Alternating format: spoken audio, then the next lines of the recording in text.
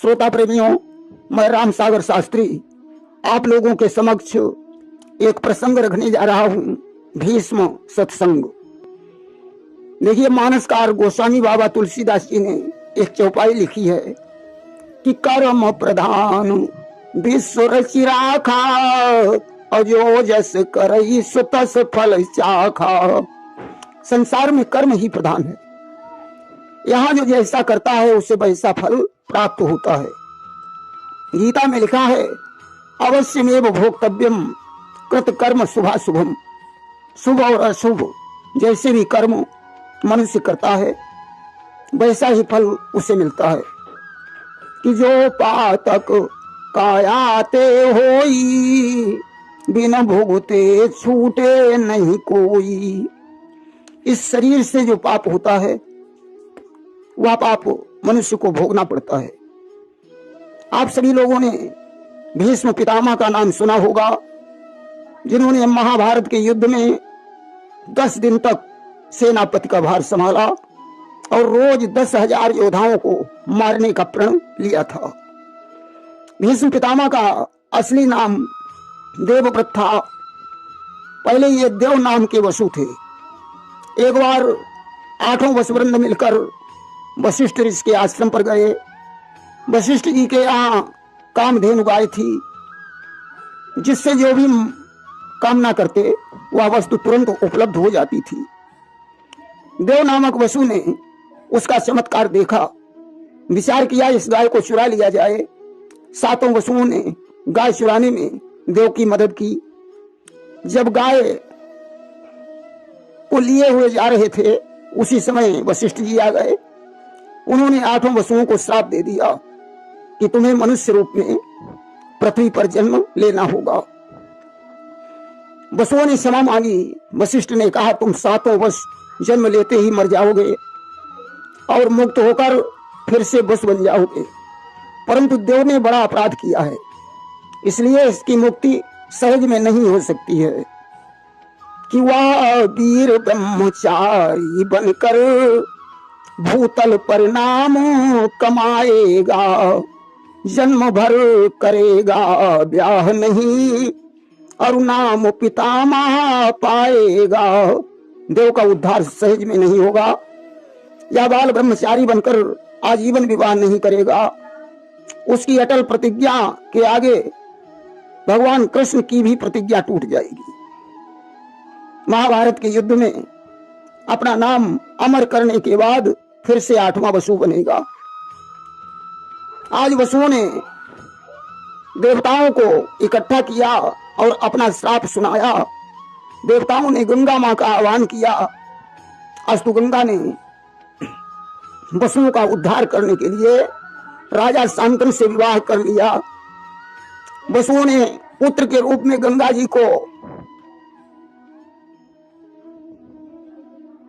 जी की कोख से जन्म लिया। इन्होंने 7 बच्चों को धारा में प्रवाहित कर दिया। अब देव नामक वसु ने जन्म लिया। उसे प्रवाहित करने के लिए चली तो शांतनु ने हाथ पकड़ लिया। देव का उद्धार नहीं हो सका। वही देव नामक वसु देवव्रत के नाम से प्रसिद्ध हुआ। गंगा के चले जाने के बाद शांतनु ने तीसरा विवाह एक केवट की कन्या सत्यवती से कर लिया। केवट ने एक शर्त रखी, बोला, महाराज आपका एक पुत्र है देवव्रत, कल वह युवराज बनेगा। मेरी बेटी और उसके बच्चों को घर से निकाल दिया जाएगा, इसलिए प्रतिज्ञा करो कि मेरी बेटी का ही पुत्र हस्तिनापुर के सिंहासन पर बैठेगा। राजा ने कहा, इसके लिए मुझे अपने पुत्र की सम्मति लेनी पड़ेगी। आज घर गए। देवव्रत ने पिता को उदास देखकर कारण पूछा। शांतनु ने सारी बात बताई। आज देवव्रत ने कहा, पिताजी कि यदि गए तिमिर रवि तेज पए, मोहि मोह गहना नहीं। यदि ब्रह्मचर्य हो भंग तो शांतनु का सुत कहना नहीं। मैं प्रतिज्ञा करता हूं कि आजीवन अपना विवाह नहीं करूंगा। शांतनु आज बड़े प्रसन्न हुए। इसी प्रतिज्ञा से देवव्रत का नाम भीष्म पितामह पड़ गया। राजा शांतनु ने भीष्म को इच्छा मृत्यु का वरदान दे दिया। और सत्यवती के साथ विवाह कर लिया। आगे चलकर सत्यवती से 2 पुत्र पैदा हुए, चित्रांगद और विचित्रवीर्य। उनके विवाह के लिए भीष्म पितामह स्वयंवर से काशी नरेश की 2 पुत्रियां हर लाए थे, अंबा और अंबिका। तीसरी पुत्री अंबालिका भी साथ में चली आई। 2 का विवाह हो गया। अंबालिका से भीष्म ने विवाह नहीं किया। उसने परशुराम से शिकायत की। परशुराम भीष्म के गुरु थे। अस्तु गुरु और शिष्य के बीच युद्ध हुआ। जब कोई परिणाम नहीं निकला तो अंबालिका चिता बनाकर जल गई और बदला लेने की भावना से जिसने राजा द्रुपद के यहाँ शिखंडी के रूप में जन्म लिया। इसके बाद भीष्म ने विदुर राज्य पर चढ़ाई करके बिलरा नामक राजकुमारी लाकर चित्रांगद को दे दी। वह उनकी दासी बनी। एक दिन की बात है, चित्रांगद शिकार खेलने गया। उसे गंधर्वराज ने मार डाला। माता सत्यवती के दुख को कम करने के लिए भीष्म पितामह रोज उसके महल में जाकर ज्ञान का उपदेश देने लगे। चित्रवीर्य को संदेह हुआ कि मालूम पड़ता है भीष्म का मेरी माता के साथ कोई अवैध संबंध है। परंतु जब सत्यता जानी तो चित्रवीर्य दुखी हो गए। अब तो इन्हें मनसा पाप लग गया। इन्होंने भीष्म से पूछा, भैया किसी को अगर मनसा पाप लग जाए तो क्या करना चाहिए? भीष्म ने कहा, सुनो कि यदि मानस पाप मिटाना हो तो नरकाशी को अपनाए, तनो मन देकर हरि जाप करे, फिर चिता बनाकर जल जाए। यदि किसी को मनसा पाप लग गया हो तो काशी में जाकर भगवान का ध्यान करके चिता बनाकर जल जाना चाहिए। चित्रवीर्य ने घरबार छोड़ दिया। काशी में ईश्वर का ध्यान करके चिता बनाकर जल गए। अब तो सत्यवती और दुखी हो गई। उसने अपना वंश चलाने के लिए अपने प्रथम पुत्र व्यास जी का ध्यान किया, जो पराशर के संयोग से उत्पन्न हुए थे। व्यास ने कहा, मां यदि वंश की वृद्धि करानी है तो अपनी तीनों बहुओं को निर्वस्त्र होकर मेरी आंखों के आगे कर दीजिए। आज अंबा ने आंखों पर पट्टी बांधी और निर्वस्त्र होकर निकली। व्यास ने कहा, जा तेरा पुत्र होगा वो अंधा होगा। जिससे आगे चलकर धृतराष्ट्र का जन्म हुआ। अंबिका मिट्टी लपेटकर निर्वस्त्र होकर निकली। व्यास जी ने कहा, तेरा पुत्र पांडु रोग से ग्रस्त होगा। जिससे पांडु का जन्म हुआ। बिलरा नाम की दासी ने कोई संकोच नहीं किया, निर्वस्त्र होकर निकली। व्यास जी ने कहा, देवी तेरा पुत्र परम विद्वान होगा। जिससे विदुर का जन्म हुआ। गांधार के राजा सुबल की पुत्री गांधारी के साथ धृतराष्ट्र का विवाह हो गया। गांधारी ने भगवान शंकर से 100 पुत्र और 1 पुत्री का वरदान मांगा था, जिससे दुर्योधन दुशासन आदि 100 पुत्र हुए। दुस्सला नाम की एक कन्या हुई, जिसका विवाह जयद्रथ के साथ हुआ था। देखिए, सूरसेन के मित्र कुंती भोज ने सूरसेन की पुत्री प्रथा को गोद लिया था, जिससे प्रथा का नाम कुंती पड़ गया। कुंती ने दुर्वासा की सेवा की। उन्होंने इसे आकर्षण मंत्र दे दिया। इसने सूर्य के लिए आकर्षण मंत्र पढ़ा। सूर्य आ गए। सूर्य की दृष्टि मात्र से कुंती गर्भवती हो गई। कर्ण नामक पुत्र का जन्म हुआ। इसने बच्चे को धारा में प्रवाहित कर दिया। अधिरथ नामक सारथी उसे उठा ले गया, अपनी पत्नी राधा को दे दिया। कर्ण सूत पुत्र कहलाने लगा। अब कुंती का विवाह पांडु से हुआ। पांडु ने दूसरा विवाह मद्र देश के राजा की पुत्री माद्री से कर लिया। शिकार खेलने के लिए एक बार जंगल में गए। वहां एक मुनि पत्नी सहित हिरण और हिरनी बनकर विहार कर रहे थे। इन्होंने हिरण के बाण मारा। बाण लगते ही मुनि को देखा, क्षमा मांगने लगे। मुनि ने श्राप दे दिया, पत्नी के संसर्ग से तुम्हारी भी मृत्यु हो जाएगी। अस्त दोनों ने प्राण छोड़ दिए। राजा पांडु अब पुत्र सोच में उदास रहने लगे। कुंती ने दुर्वासा के आकर्षण मंत्र की याद दिलाई और वंश चलाने के लिए कहा। धर्मराज का ध्यान किया, जिनसे युधिष्ठिर का जन्म हुआ। पवन से भीम, इंद्र से अर्जुन और अश्विनी कुमारों से नकुल और सहदेव का जन्म हुआ। देखिए, नकुल और सहदेव माद्री के पुत्र थे, क्योंकि कुंती ने आकर्षण मंत्र माद्री को भी दे दिया था। राजा सूर्यास्त के बाद भोजन नहीं करते थे। एक दिन सूर्यास्त हो गया। माद्री बड़ी तेजस्विनी थी। कुंती ने उससे छत पर खड़े होने के लिए कहा। माद्री छत के ऊपर खड़ी हो गई। प्रकाश हो गया। पांडु ने खाना खाया, बाद में नीचे उतर आई। फिर अंधेरा हो गया। पांडु ने पूछा तो बता दिया कि माद्री का प्रकाश था। पांडु ने माद्री से संसर्ग किया, उनकी मृत्यु हो गई। देख, कर्ण की शिक्षा परशुराम के यहां हुई। ब्राह्मण बनकर धनुर्वेद सीख रहा था। बाद में इन्हें पता चला कि ये ब्राह्मण नहीं है। आज तो 5 बाण प्रदान करके कर्ण की छुट्टी कर दी। पांडवों की शिक्षा द्रोणाचार्य के द्वारा हुई। दुर्योधन ने एक बार भीम को जहर देकर गंगा जी में डाल दिया, जहां पाताल लोक में राजा वासुक की पुत्री अहिलमती ने जीवित करके उससे विवाह कर लिया था। दुर्योधन का विवाह भानुमति से और कर्ण का विवाह पद्मावती से हुआ। अर्जुन का विवाह द्रौपदी से हुआ था। कुंती की आज्ञा से और भगवान शिव के वरदान से द्रौपदी 5 पांडवों की रानी बनी, जिससे 5 पुत्रों का जन्म हुआ, जिन्हें अश्वत्थामा ने मार डाला था। आइए अब हम मुख्य विषय पर आते हैं।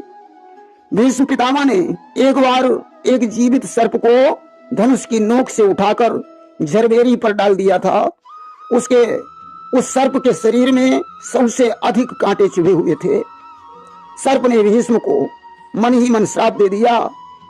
जिस तरीके से आज मैं इस कांटों की सेज पर लेटा हुआ हूं, उसी प्रकार एक दिन वो आएगा जब तुम्हें बाणों की नोकों पर लेटना पड़ेगा।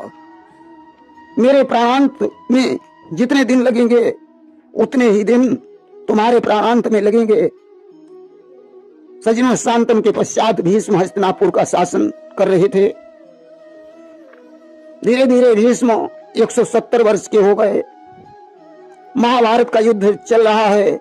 भीष्म पितामह 10 दिन के लिए सेनापति बने और रोज 10,000 योद्धाओं को मार डालते थे। परेशान होकर भगवान कृष्ण अर्जुन को लेकर रात के समय बाबा भीष्म के शिविर में पहुंचे और भीष्म से उनकी मृत्यु का उपाय पूछा। भीष्म ने कहा, कृष्ण, कि जिस समय शिखंडी नारी रूप मैं अपने आगे देखूंगा, बस उसी समय रण स्थल में अपने हथियार डाल दूंगा। शिखंडी आज भी मेरी नजर में स्त्री है। शिखंडी को आगे करके अर्जुन यदि मेरे ऊपर बाणों का प्रहार करें तो मैं अपने हथियार नहीं उठाऊंगा। प्रातः काल अर्जुन ने शिखंडी को आगे किया। भीष्म ने धनुष बाण रख दिया। अर्जुन ने भीष्म को सरसैया पर लिटा दिया। भीष्म का सिर लटक रहा था। उन्होंने तकिया मांगी। दुर्योधन ने सेवक से कहा, जाओ शिविर से तकिया ले आओ। सेवक तकिया लेकर गया। भीष्म ने कहा, दुर्योधन, तुम्हें वीरों की तकिया का ज्ञान नहीं है। मुझे तकिया तो सिर्फ अर्जुन ही दे सकता है। अर्जुन ने 2-4 बाण मस्तक में मारे। भीष्म का सिर बाणों से जकड़ गया। भीष्म ने कहा, जल पिलाओ। दुर्योधन ने सेवक को भेजकर भीष्म के लिए जल मंगाया। भीष्म ने कहा, दुर्योधन, मुझे जल अर्जुन ही पिला सकता है। आज अर्जुन ने एक बाण मारा, पाताल फूट गया। स्वच्छ गंगा की धारा भीष्म के मुंह में गिरी। भीष्म ने अर्जुन को आशीर्वाद दे दिया, विजयी भव, जाओ महाभारत के युद्ध में तुम्हारी विजय हो। भीष्म ने कृष्ण से कहा, नटनागर, जब तक मैं सरसैया पर लेटा हूं तब तक मुझे रोज दर्शन देते रहना। जब तक सूर्य उत्तरायण में नहीं आएंगे तब तक मैं अपने प्राण नहीं छोड़ूंगा। देखिए, मकर से लेकर मिथुन की संक्रांति तक 6 महीने तक सूर्य उत्तरायण में रहते हैं। इन 6 महीनों में प्राण त्यागने वाले सूर्य मार्ग से होकर वैकुंठ को जाते हैं। कर्क से धन की संक्रांति तक 6 महीने सूर्य दक्षिणायन में रहते हैं। इन 6 महीनों में मनुष्य अपने कर्मानुसार वैकुंठ या नरक को जाते हैं। जिसके प्राण ब्रह्मांड फोड़कर निकलते हैं वह सूर्य मार्ग से होकर वैकुंठ को जाता है और आवागमन से रहित हो जाता है। सज्जनों, इसके बाद द्रोणाचार्य सेनापति बने, जिन्होंने चक्रव्यूह की रचना की। अभिमन्यु मारा गया, अर्जुन ने जयद्रथ का वध किया। द्रुपद, कर्ण आदि के मरने के बाद द्रोणाचार्य की भी मृत्यु हो गई। कर्ण सेनापति बने। कर्ण के मरने के बाद शल्य ने सेनापतित्व का भार संभाला। दुर्योधन भीम का गदा युद्ध हुआ। दुर्योधन घायल हो गया। अश्वत्थामा ने पांडव पुत्रों का संहार किया। भगवान ने अश्वत्थामा के ब्रह्मास्त्र से उत्तरा के गर्भ की रक्षा की, जिससे आगे चलकर परीक्षित लाल का जन्म हुआ। इसके बाद धर्मराज का राज तिलक हुआ। महाभारत में मरे हुए वीरों का अंतिम संस्कार किया गया। अब पांडव द्रौपदी और कृष्ण के सहित भीष्म पितामह के पास जाकर सत्संग करने लगे कि सरसैया पर शांति से लेटे थे योगीश, उसी जगह अवनीश ने उन्हें झुकाया शीश। भीष्म पितामह सरसैया पर लेटे हुए थे। धर्मराज युधिष्ठिर ने भीष्म को प्रणाम किया। भीष्म ने आशीर्वाद देकर कहा, राजन, चक्रवर्ती सम्राट बनने के बावजूद भी तुम्हारे हृदय में शांति नहीं है। जब तक सूर्य उत्तरायण में नहीं आएगा तब तक मैं अपने प्राण नहीं छोड़ूंगा, और जब तक मैं जीवित हूं तब तक यहाँ सत्संग करो। भीष्म आज उपदेश देने लगे। बोले, युधिष्ठिर, सबसे पहले हम धर्म की बात करते हैं। धर्म और अधर्म में क्या अंतर है? कहा, पर हित सरिस धर्म नहीं भाई, और पर पीड़ा सम नहीं अधमाई। जिसमें दूसरे का हित हो उससे बड़ा कोई धर्म नहीं है। जिसमें दूसरे को कष्ट पहुंचे उससे बड़ा कोई अधर्म नहीं है। राजन, जिस सभा में कोई अधर्म करने की इच्छा करे, उस समय यदि कोई धर्मात्मा व्यक्ति वहां बैठा है तो उसे चाहिए कि उस मनुष्य को अधर्म करने से रोके। यदि सामर्थ्य नहीं है तो वहां से उठकर चला जाना चाहिए। द्रौपदी भीष्म की बात सुनकर मुस्कुराई कि 10,000 महारथियों के बीच में जब मेरा सिर खींचा जा रहा था उस समय तुम भी बैठे हुए थे, लेकिन दुर्योधन को न रोका और न चले गए। भीष्म पितामह द्रौपदी के मन की बात को समझ गए। उन्होंने कहा, बेटी, मैं तेरी भावना को समझ गया हूं। सिर खींचते समय मैं दुर्योधन को नहीं रोक पाया और वहां बैठा रहा। इसका भी एक विशेष कारण है कि मैंने उस दिन दुर्योधन का अन्न खाया था, और यथा अन्नम तथा बुद्धि, यथा जलम तथा मनम। जैसा अन्न मनुष्य खाता है वैसी उसकी बुद्धि हो जाती है, जैसा पानी पीता है वैसा उसका मन हो जाता है। पुत्री, यह बात मैं तुम्हें एक दृष्टांत के माध्यम से समझाता हूं। भीष्म बोले कि राजा शिवी के यहाँ एक परमहंस महात्मा रहते थे। उसी नगर में एक ब्राह्मण ने अपनी पुत्री के लिए सुनार से एक सोने का हार बनवाया।